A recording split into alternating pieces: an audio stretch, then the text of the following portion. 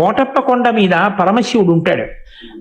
ఆ పరమశివుడు అక్కడ దక్షిణామూర్తి స్వరూపంతో ఉంటాడు. దక్షిణామూర్తి స్వరూపంతో ఉన్నటువంటి పరమశివలింగం ఉన్న ఏకైక క్షేత్రం బహుశः కొండ మీద నాకు తెలుసున్నంత వరకు ఆంధ్రదేశంలో కోటప్ప కొండ ఒక్కటే. ఆ కోటప్ప కొండకున్న గమ్మత్తు ఏమిటో తెలుసా అండి? ఒక గొల్లభామకి పరమశివుడు ఇచ్చిన వరం, ఎన్నడూ కాకి వాలదు. ఆ కొండంతటి మీద పగలు కాదు రాత్రి కాదు ఎన్నడూ ఒక్క కాకి మీకు కనపడదు.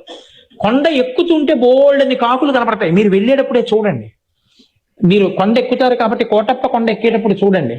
కోటప్ప కొండ కింద బోల్డని కాకులు ఉంటాయి. కోటప్ప కొండ ఎక్కడం మొదలెట్టినప్పటి నుంచి చూడండి, ఒక్క కాకి అంటే ఒక్క కాకి మీకు ఆ కొండ మీద వాలదు. ఎక్కడ ఓ చెట్టు మీద రాతి మీద వాలదు. కారణం, ఒక గొల్లభామ రోజు అక్కడ ఉన్నటువంటి శివుడికి తీసుకొచ్చి అన్నం పెడుతుండేది.